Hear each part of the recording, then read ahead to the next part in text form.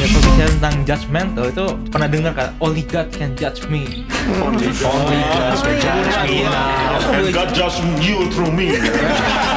Contoh abortion aja lah, aborsi ya. Aborsi itu artinya ada dua grup, apa namanya? Pro-life, pro-choice. Kenapa anda bilang pro-life dan pro-abortion? Kenapa pro-choice? Saudara, ini bagi traktor sebenarnya sesuatu yang simpel ya. Itu sebenarnya cuma extend tangan berapa puluh senti aja. Berat, Pak. Itu luar biasa berat, kenapa? Karena kita punya pride, kita nggak suka di reject. Bukan karena kita takut dia akhirnya tersinggung. Seringkali kita takut kita akhirnya disinggung.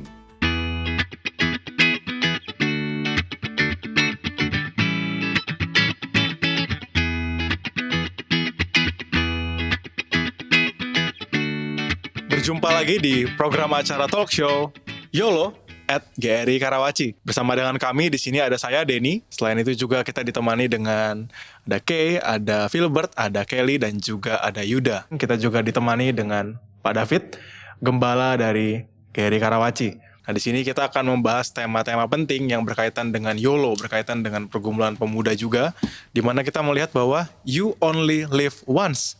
Kamu hanya hidup satu kali. Ini tema yang sangat betul, secara realistis kita hidupi juga, tapi mungkin sangat-sangat perlu perspektif Kristen dalam menjalaninya. Kita akan bahas bagaimana YOLO itu sendiri sebenarnya akan dikaitkan dengan satu topik yang sangat penting sebenarnya, yaitu be nice. Kita di zaman-zaman YOLO sekarang ini ya, kalau dikit-dikit menghakimi orang, wah kayaknya tuh langsung, ih gak boleh menghakimi, gak boleh ngomong gitu, ih jangan bilang kayak gitu, gak boleh bilang yang negatif-negatif, harus puji orang, harus lihat keindahannya dia gitu. Jangan matikan orang dengan Jangan matikan orang dengan mulut. Oh, mulut itu harimau. Pastinya be nice itu menurut aku nggak berlaku di agama Kristen doang. Mungkin bisa jadi pertanyaan buat Pak David juga, apa yang membedakan be nice sebagai kita orang yang Kristen dan juga be nice dari agama lain ataupun budaya lain.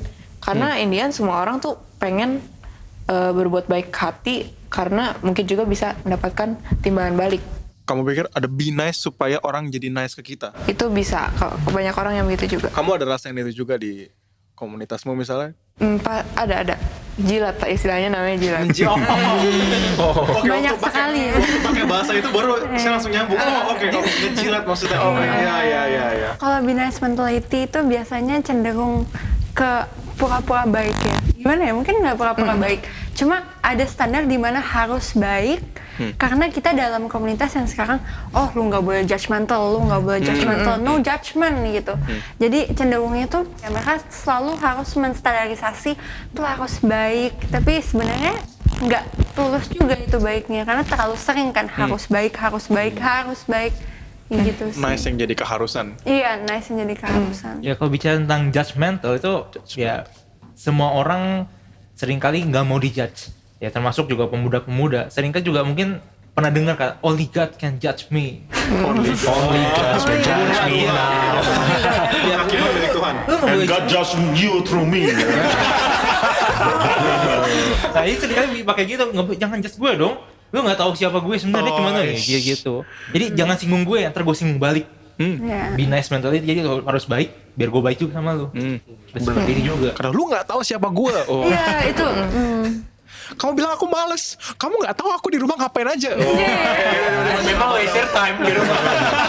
nonton, rajin nonton ya gitu. Ini menarik ya kalau kita amatin sosial media ya. Baik lagi kita lihat orang kan sekarang selalu post everyday things gitu kan. Kita bisa amatin. Kalau kita lihat komen-komen ya, sekarang orang itu gampang banget tersinggung dengan almost everything. Sedikit aja dapat komen, semua orang tersinggung. Mau pakaian lah, mau gaya rambut lah, mau Nggak di komen pun tersinggung. Iya. Di komen lah, di like pun Ya di komen juga tersinggung, betul juga.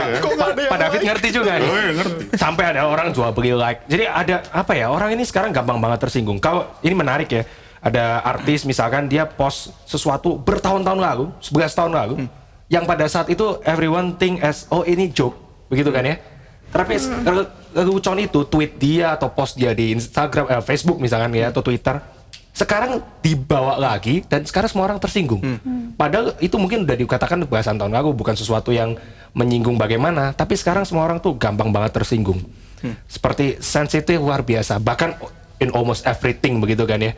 Karena sekarang kita expect you have to be nice to me. Kayak tadi kata Yuda ya, only God can judge me. Itu ya, jadi lebih gampang baperan kalau bahasa gampang baper ya. Baru diomongin dikit, kamu alisnya agak-agak nggak rapi. Ih, Apa maksud lu gak rapi?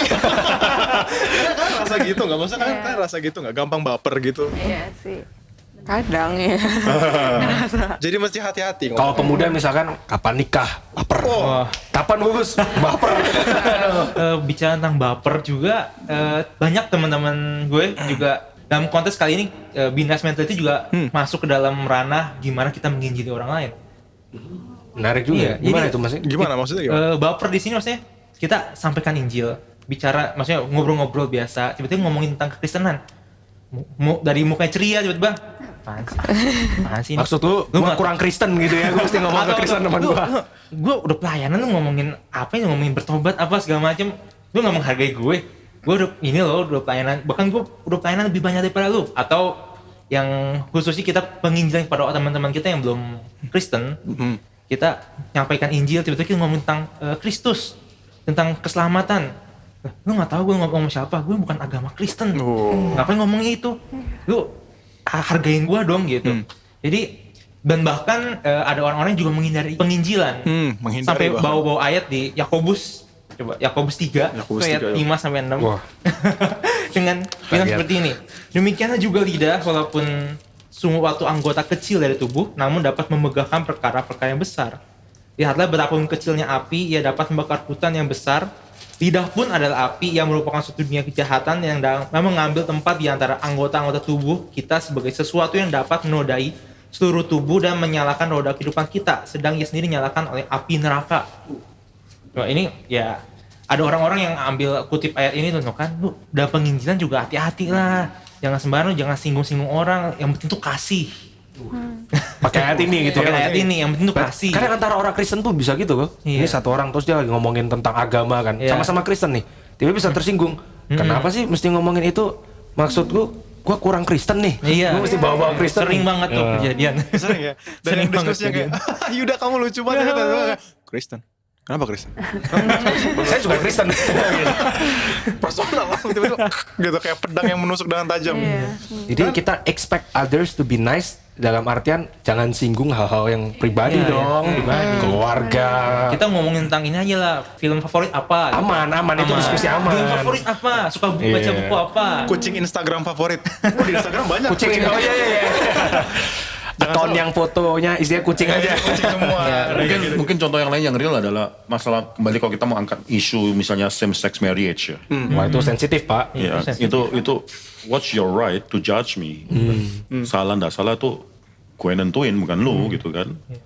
Lalu ada orang mengatakan kamu salah lah atau gimana? Itu be nice gitu kan. Jadi banyak orang Kristen yang juga akhirnya ndak mau mengatakan tuh salah ndak salah karena cuma mau be nice towards them. Mereka mau dianggap juga mereka adalah orang yang nice sebenarnya. Ya itu suatu yang juga akhirnya membuat akhirnya dunia anak muda sekarang akhirnya ndak tahu harus mengatakan apa gitu. Ya kan kita seringkali mungkin nggak tahu ya, mungkin kita kepikiran menghargai hak mereka. Kalau di Indonesia misalnya menghargai hak mereka untuk beragama sesuai keinginan mereka, atau di luar negeri menghargai hak mereka untuk speech, untuk berbicara, mengekspresikan diri mereka dengan bebas. Dan setiap orang boleh punya kebenaran mereka sendiri. Iyalah, nggak ada kebenaran yang betul-betul benar. Absolute truth itu apa sih? Itu kan semua kebenaran itu relatif. Ya, apalagi menurut aku agama tuh kadang berkontradiksi gitu sama yang namanya HAM. Hak asasi manusia. Itu menurut orang-orang luar ya. Menurut agama. orang-orang, iya benar. Selain itu ada komentar-komentar lain nggak terkait dengan bagaimana nih tema-tema be nice kayak gini. Terutama tadi Yuda juga sempat singgung. Kita be nice itu sebenarnya supaya orang nice ke kita juga. Kan ada rasa kayak gitu-gitu juga nggak? Ngejilat yang kayak gitu-gitu. Iya ngejilat sih. Itu natural juga sebetulnya. Natural ya? Natural ya. Bahwa Orang kita nice itu supaya orang nice ke kita, itu natural ya? ya kita nggak mau ini ya. Misalnya kita menabur ini mau nice supaya orang juga nice ke kita, itu banyak orang ngelakuin. Tapi in some cases menurut aku be nice itu belum tentu orang yang menangkap be nice kayak kebaikan kita itu jadi mau memberi kita kebaikan, karena ada yang namanya toxic positivity. Jadi misalkan seseorang melakukan hal yang salah, terus kita sebagai temannya misalkan mau mengatakan hal yang baik, tapi kita ngomong harusnya lu begini, sedangkan itu membawa mereka jadi kayak wah gue salah, menghasut, iya, dan jadi dengan itu orangnya nggak mungkin mau baik ke kita gitu kan, belum tentu. Iya tentu saja, karena kamu mungkin kebayang ini ya, analogi-analogi yang kayak, saya sering dengar analogi ini dulu. Waktu orang lagi berjalan naik mobil, lurus, terus di depan ada jurang. kalau mau be nice, biarin aja dia jalan mobil lurus terus di depan sama jurang, menikmati gas yang sedang dia injak itu. Menikmati gas. Menikmati gas. Ya, tapi kalau mau bener-bener be nice, mungkin apa kita minta dia berhenti gitu? Itu ekstrim juga ya. Ekstrim Tapi kan mungkin itu jadi analogi yang tepat waktu kita lihat orang hidupnya ngaco. Terus kita mau tegur, mau be nice yang Oh ini ada satu contoh nih. Misalkan satu artis ya, dia itu hidupnya, dia narkobaan, bolak-balik, jatuh sakit. Tapi akhirnya mati. Tapi fansnya mengatakan it's okay karena selama dia hidup dia sudah enjoy hidup dia. Itu masuk juga kali ya. Selama dia enjoy, it's okay. Kita kan sebagai fans adalah ya be nice, dukung aja dia sebagai fans. Pak David gimana Pak soal nice? Ini satu hal yang sepertinya cukup penting untuk kita gumulkan, tapi kok kayaknya sangat mengambang Pak kalau kita lihat konteks di dunia ini. Apa itu nice misalnya? Kenapa nice? Saya mau tanya dulu ya, kalian semua kita diskusikan sudah sangat banyak sekali topik-topik yang diangkat ya. Itu suatu fakta di mana generasi muda, generasi saya termasuk, apalagi generasi kalian yang nggak mau konfrontatif nih. Nggak mau konfrontatif, dan kalau bisa bukan I want to be nice to you, tapi I want you to know that I'm nice. Ya, that I'm nice. Nah, be nice to you bisa dilakukan dalam beberapa hal. Kalau misalnya orang sedang mau cilaka, jatuh dalam dosa, kalau kita menolong mereka, harus kasih tahu enggak. Tapi itu saya enggak mau konfrontatif nih. Saya mau kalian melihat saya bahwa saya adalah orang yang bisa mentolerir dosa. Itu akhirnya hati-hati. Sekarang kita dalam dunia di mana bahasa itu akhirnya dipelintir dalam arti gini. Contoh abortion aja lah ya, aborsi ya. Aborsi itu ada dua grup, apa namanya?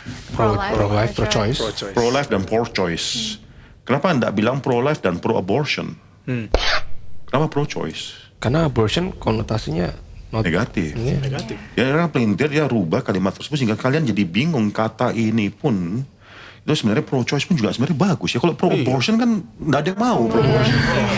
Nah, makanya ini satu hal di mana kita hidup satu dunia di mana semua maunya menampilkan bahwa mereka adalah orang yang baik dan merubah mungkin tata bahasa. Misalnya kalau same-sex marriage, ya itu kan my rights. Nah, mereka nggak bilang lagi mengenai God's holiness, ya, tapi my right, itulah hak aku. Mengapa kamu harus ikut campur dan sebagainya. Dan orang Kristen dalam hal ini ketika melihat hal tersebut, karena sudah ngomong soal ini adalah hakku. Nah, apa kewenangan saya untuk melanggar haknya dia gitu kan? Kan pakai bahasanya Yuda Pak, only God can judge me. Ya, only God can judge. True others. Coba kita buka Alkitab ya. Kita selalu coba buka Alkitab. Nanti kita coba bahas juga mengenai Yakobus kalau ada waktu ya. Oke. Matius pasal yang ke-7. Matius pasal 7 ini seringkali disalah mengerti oleh manusia. Ya. Hal menghakimi. Iya. Pasal 7 ayat ke-1, janganlah kamu menghakimi supaya kamu tidak dihakimi. Ya. Do not judge lest you be judged. Maksudnya adalah Tuhan juga akan memakai suatu standar yang sama dalam kamu menghakimi untuk menghakimi dirimu sendiri. Kamu menghakimi orang lain, kamu harus hidup kudus. Tuhan jangan mengatakan juga kamu juga harus hidup kudus. Apapun yang kita katakan itu akan dipakai untuk menghakimi kita. Tapi bukan berarti bahwa kita sama sekali tidak boleh menghakimi, karena kalau kita lihat ayat yang ke-6, yang ke-6 itu suatu penghakiman itu setelah Tuhan katakan jangan kamu menghakimi supaya kamu tidak dihakimi. Karena dengan penghakiman yang kamu pakai untuk menghakimi, kamu akan dihakimi, dan ukuran yang kamu pakai untuk mengukur, kamu akan juga diukurkan kepadamu. Itu kan ayat kedua. Ayat ke-6. Jangan kamu memberikan barang yang kudus kepada anjing, dan jangan kamu melemparkan mutiaramu kepada babi, supaya jangan diinjak-injaknya dengan kakinya, lalu ia berbalik mengoyak kamu. Di sini ada masalah penghakiman. Mengapa? Kita bisa tahu mana yang mutiara, tidak mutiara. Judging. Mana yang berharga, mana benda yang berharga, mana yang benda tidak berharga. Lalu kita bisa melihat, kamu anjing atau kamu babi. Itu sebenarnya masalah penghakiman, di mana Tuhan katakan jangan sia-siakan barang yang berharga tersebut kepada anjing, melemparkan mutiaramu kepada babi. Jadi ada kemampuan dalam kita untuk menilai. Nah, orang Kristen, saya percaya orang Kristen yang mampu untuk menilai. Dan ketika kita menilai, itu adalah suatu hal di mana kita be nice. Ketika kita mengatakan kita harus be nice towards those people. Dan nice ini bukan cuma tidak mengomong apa-apa, tapi harus mengatakan sesuatu yang mereka perlukan. Coba kita lihat ya. Matius pasal 18 ayat 15. Ya, ini penting. Apabila saudaramu berbuat dosa, tegurlah dia. Ini penting. Apabila saudaramu berbuat dosa, engkau harus bisa rebuke, menegur dia. Tapi sekarang saya mau tanya, kalau engkau sudah tahu saudaramu berbuat dosa, mau tegur atau enggak? Konfrontatif nih, menegur dia. Tapi di sini katakan di bawah 4 mata ya, bukan langsung tegur di hadapan umum ya. Pertama tegur 4 mata terlebih dahulu. Ya, jika ia mendengarkan nasihatmu, engkau telah mendapatkan dia kembali. Jika ia tidak mendengarkan engkau, bawalah seorang atau 2 orang lagi, supaya atas keterangan 2 atau 3 orang saksi, perkara itu disangsikan.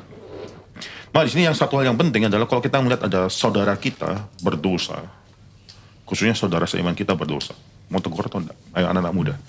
Jadi cenderung takut, kayak takut salah ngomong atau takut salah persepsi gitu.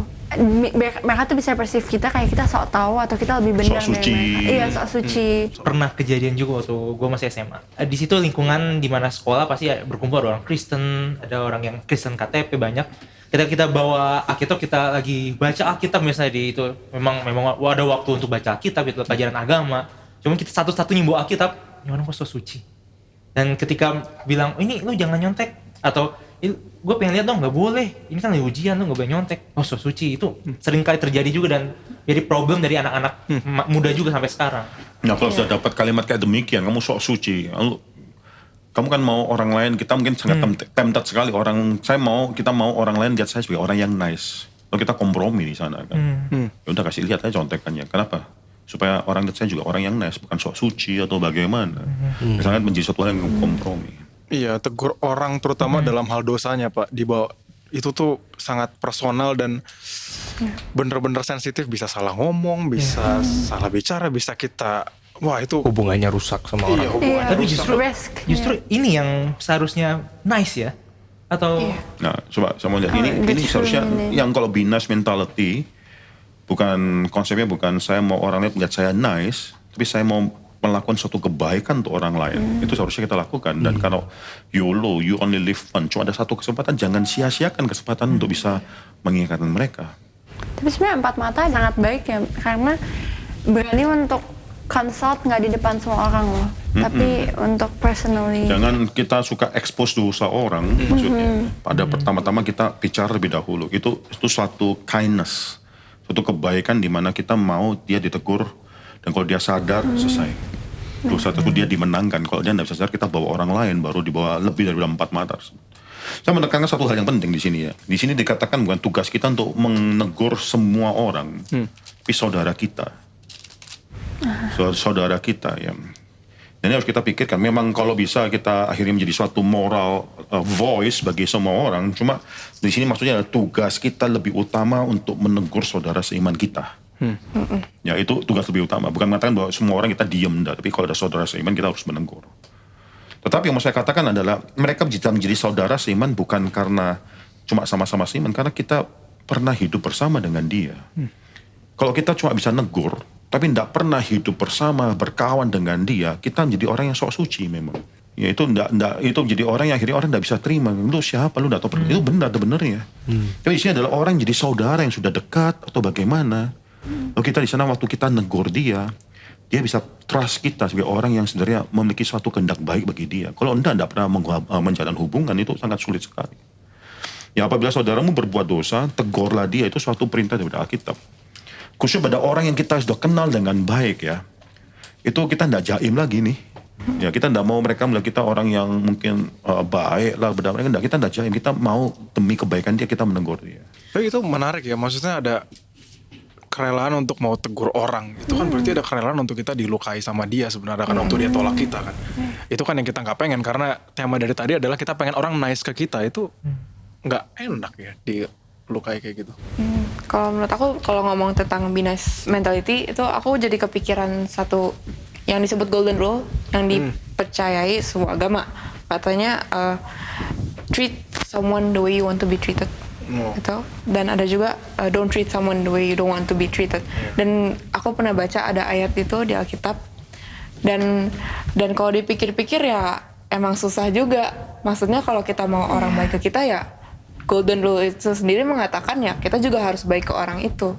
Kecuali kalau ketika kita berbuat dosa, kita juga mau orang rebuke kita. Itu jadi benar. By the way, golden rule tersebut dalam dunia dan Alkitab berbeda, tidak sama. Dalam dunia itu mengatakan do not do to others what you do not want others to do you. Golden rule itu menjadi satu yang sangat pasif sekali. Tapi dalam kekristenan, do to others what you want others to do you. Itu jadi satu yang positif sekali. Jadi kalau engkau memang mau orang itu berbuat baik, kamu juga mau ditegur. Jadi orang yang menegur siap untuk ditegur. Ya Ya, orang yang mau mengasihi itu juga siap bahwa dirinya juga perlu mendapatkan menjadi objek kasih pada orang lain. Ya, itu mereka perlu diperhatikan juga. Seringkali jadi orang Kristen yang individualistis dalam zaman ini, dimana kita tidak mau share dengan orang lain. Kita tidak mau lihat orang lain melihat kerusakan kita, kelemahan kita, makanya jaim terus nih kita. Ya, seringkali terjadi dalam gereja juga. Nah, kita harus mengenal dalam gereja, pergumulan yang sangat besar dalam gereja adalah seringkali orang yang bergumul dalam rumah tangganya di gereja itu baik sekali. Nggak kelihatan. Tidak mau orang lain melihat. Saya pernah berbicara dengan orang yang bergumul dengan masalah-masalah yang berat. Tapi dia mengatakan, saya tidak mungkin bisa share kepada orang lain. Karena apa? Saya tidak mau orang lain tahu bahwa saya menggumuli hal ini. Nah, itu satu hal yang sulit. Karena apa? Kalau semacam demikian, maka dia juga tidak pernah dipersiapkan oleh Tuhan untuk akhirnya bisa bergumul dengan orang lain. Untuk menegur dosa orang, tidak bisa. Di dalam hal penginjilan, Pak, itu juga begitu, Pak ya. Misalnya kita melayani bersama dengan anak-anak remaja atau anak-anak SD begitu kan ya. Kemudian kita ajak mereka untuk penginjilan, misalkan di Uber, di Grab gitu kan. Kemudian kita ajak mereka untuk coba bagi traktat. Tapi somehow bagi traktat itu untuk men-sharingkan tentang Tuhan Yesus itu menjadi satu hal yang sepertinya kok kurang nice ya, karena bisa menyinggung orang tersebut. Itu gimana Pak caranya supaya kita bisa melihat itu secara berbeda gitu? Nah, waktu mereka mungkin refuse, saudara, ini bagi traktat sebenarnya satu yang simpel ya. Itu sebenarnya kalau cuma extend tangan berapa puluh senti aja bagi traktat. Berat, Pak. Itu luar biasa berat, kenapa? Karena kita punya pride, kita tidak suka di reject. Bukan karena kita takut dia akhirnya tersinggung. Seringkali kita takut kita akhirnya disinggung. Kalau dia reject bagaimana? Saya pernah ajak jemaat saya di Boston waktu itu, bagi traktat di depan gereja kami yang kita pakai di Boston itu ada Boston Commons. Dulu Jonathan Edwards pernah berkhotbah di sana. Boston Common cukup besar. Terus saya ajak jemaat kita untuk beli traktat, kumpulkan uang beli traktat berapa ribu, lalu bagikan. Ternyata enggak gampang. Itu anak S2, S3, punya pride yang sangat tinggi, dan mereka waktu bagi di reject oleh orang, itu ternyata sulit. Nah, seringkali ya, ini coba kita buka satu bagian Alkitab yang penting, Roma pasal 1 ya, Roma pasal 1 ayat yang ke-16. Saya akan bacakan dalam bahasa Indonesia dan saya coba akan rubah dengan terjemahan yang lebih akurat. Sebab aku mempunyai keyakinan yang kokoh dalam Injil, karena Injil adalah kekuatan Allah yang menyelamatkan setiap orang yang percaya. Pertama-tama orang Yahudi tapi juga orang Yunani. Dalam bahasa aslinya bukan mempunyai keyakinan yang kokoh, tapi aku tidak malu. For I am not ashamed of the gospel. Saya tidak malu terhadap Injil, karena Injil adalah kekuatan Allah yang menyelamatkan setiap orang yang percaya, pertama-tama orang Yahudi tapi juga orang Yunani. Seringkali waktu kita tidak mengabarkan Injil itu bukan karena kita tidak tahu itu penting, bukan karena kita tidak tahu bahwa itu adalah kuasa daripada Tuhan. Seringkali dalam zaman ini kita merasa malu mengabarkan Injil, kita malu terhadap Injil, malu sehingga kita tidak mau lakukan.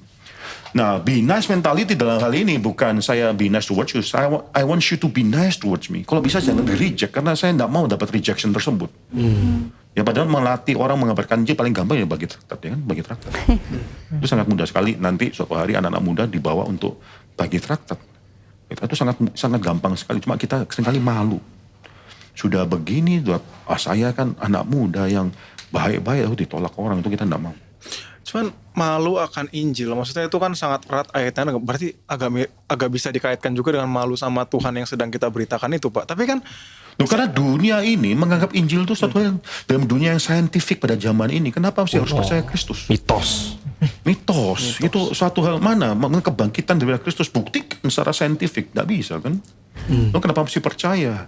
Nah, suatu hari kalau kita mempelajari ya, kita akan mencoba untuk mempelajari dan masuk dalam worldview dunia yang berbeda-beda. Dan bagaimana kita sebagai anak Tuhan bisa menjawab mereka. Atau apologetika dan sebagainya. Suatu hari itu. Tapi itu suatu hal yang memang fakta bahwa kita sering malu. Paulus dalam 1 Korintus juga mengatakan demikian ya. Orang Yahudi menganggap kesalib daripada Kristus adalah suatu batu sandungan. Orang Yunani menganggap salib itu adalah suatu hal kebodohan. Masa Mesia kamu disalibkan? Ya itu kan tidak mungkin. Masa Mesia kamu, ya orang Yahudi, Mesia itu adalah suatu yang memenang perang, bukan mati di salib. Itu suatu batu sandungan. Tapi Paulus katakan apa? I still preach Christ crucified. Saya akan tetap memberitakan Kristus yang disalibkan. Nah ini saudara, ini suatu be nice mentality. Kita bukan be nice karena kita mau be nice ya. Kita mau orang lihat kita nice. Kita mau orang lain memperlakukan kita juga nice. Karena kita be nice, harusnya memang orang YOLO be nice. Be nice kepada orang yang lain karena tahu bahwa dia adalah orang yang hidup juga sementara. Menangkan dia dalam kesementaraan dia. Karena apa yang kita lakukan dalam kesementaraan ini, impact-nya adalah kekekalan. Soalnya kalau ada anak muda mengatakan, saya enggak peduli deh kamu mikir aku ngapain. Ya, saya enggak peduli. Itu terserah lah, kau dianggap orang yang enggak nice atau gimana, atau orang yang mungkin dianggap sok-sok enggak. Tapi saya tahu, saya concern dengan hidup kamu. Tapi bukan cuma menghakimi, tapi hidup bersama dengan dia. Jadi waktu dia menjadi seorang yang sedang jatuh atau gimana, kita, itu omongan kita itu menjadi sesuatu yang penting bagi dia. Kalau dia menolak, itu sesuatu yang lain lagi. Ya saya ingat sih Pak di SMA juga dulu waktu saya masih SMA punya teman juga dia banyak bergumul dengan seks bebas dan kawan-kawannya itu. Cuman karena emang saya teman baik sama dia dan saya banyak diskusi sama dia dan ngobrol sama dia dan emang betul sih mungkin maksudnya waktu kita tegur dia dengan benar-benar punya perhatian dan kasih kepada dia itu sepertinya teguran yang keluar dari mulut saya pun Dia akan appreciate loh. iya. Dia akan appreciate. Saya pun heran Pak kenapa kalimat-kalimat itu bisa keluar dari mulut saya nggak kepikiran bisa ngomong kayak gitu ke dia gitu. Menegur dengan cara-cara yang menurut saya Hey indah. bro, I care for you gitu kan ya. Lalu iya. saya tahu, kamu lakukan ini suatu hal yang sangat menyedihkan, tidak baik untuk kamu. Itu suatu hal yang penting bisa kita ngomong. Ini kan bicara relasi penting Pak ya, terutama kalau kita mau menegur orang atau apa, men-sharingkan firman Tuhan, relasi sangat penting. Nah gimana nih Pak, kita bisa membangun kehidupan bersama satu dengan yang lain Pak? Ada hal-hal apa yang kita perlu perhatikan?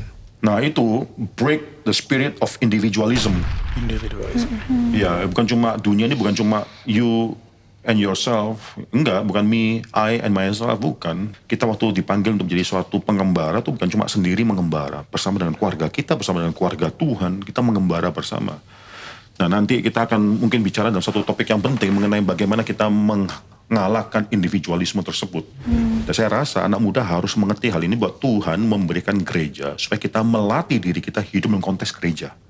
Supaya apa? Supaya kita melawan individualisme dunia. Kita sudah dimakan oleh dunia ini dengan individualisme terus menerus ya. Tapi Tuhan memberikan dunia supaya this is the cure for individualism. Nah, saudara, saya mau tanya nih ya, kamu lebih suka menikmati hubungan bersahabat dengan orang-orang di luar gereja atau di dalam gereja? Dua-duanya. Tergantung. Pak, saya mengharapkan memang bahwa kamu ada teman di luar gereja. Tapi kamu merindukan enggak persekutuan dengan orang di luar gereja? Merindukan. Atau lebih suka hangout dengan orang-orang di luar gereja yang enggak percaya? Atau lebih suka, saya pengen banget ketemu dengan orang-orang saudara seimanku dalam gereja? Saya juga ingin orang-orang yang kenal dekat dengan saya di luar gereja bisa masuk dalam gereja Pak. Iya tentu, tapi itu tentu kita enggak cut off hubungan dengan mereka. Bahkan Kristus pun enggak cut off hubungan dengan para pelacur, para tax collector dan sebagainya. Justru yang Kristus agak perangi adalah orang-orang yang merasa diri benar. Ya, itu kan orang Farisi dan sebagainya. Cuma gini loh, sekarang ada orang-orang dalam gereja yang sudah Tuhan berikan dalam gereja untuk akhirnya menjadi orang-orang yang Tuhan kasih. Masa kita enggak mengasihi mereka juga? Kita lebih suka hangout dengan orang-orang dunia, pergi kemana-mana, nonton apa dengan orang dunia yang mereka enggak kenal Tuhan. Kita suka banget sama mereka, tapi kita kadang-kadang agak alergi nih ketemu dengan orang gereja lagi. Orang gereja lagi. There's something wrong gitu. Itu gimana? Ini penting nih. Jadi ya ini suatu hal yang sangat penting. Be nice. Itu adalah bagaimana kita, saya rasa ya, bagaimana kita menjalankan apa yang Tuhan inginkan dalam hidup kita. Regardless of what people think about me. Yang penting apa yang Tuhan pikirkan dalam hidupku. Saya akan be nice towards you because God juga memerintahkan saya untuk menjadi agen penebusan Tuhan dalam dunia ini. Nah sekarang bagaimana dengan teman-teman sendiri yang menyaksikan diskusi ini? Apakah teman-teman juga bergumul dengan yang namanya be nice? Sulit sekali menyampaikan pendapat, sulit sekali mau tegur orang. Mungkin solusinya bukanlah menjaga jarak atau jadi acuh, tapi justru solusinya melihat bagaimana kasih Tuhan diekspresikan dalam hidup mereka juga. Nah teman-teman sekalian boleh menikmati diskusi-diskusi yang lebih tajam, diskusi-diskusi yang pasti sangat membuat teman-teman ingin tahu lebih banyak lagi. Maka dari itu saksikan lagi episode-episode lain yang teman-teman bisa lihat. Dan sampai bertemu di episode-episode selanjutnya. Tuhan memberkati.